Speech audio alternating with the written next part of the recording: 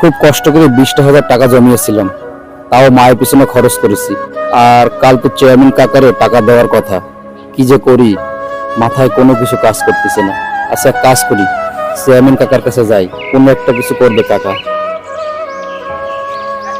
আজকে অনেক কাজ রয়েছে, এদিকে যেতে হয়, ওদিকে যেতে হয়। কাকা আসসালামু আলাইকুম। ওয়ালাইকুম আসসালাম রাহমাতুল্লাহ। কি খবর মাসুম মিয়া, কেমন আছো? কাকা আমি আপনার বাড়ি দিকে যাইতেছিলাম। কেন, টাকা দিবা তাই? কাকা মাসুম ভাই তো আজকে টাকা দেওয়ার কথা।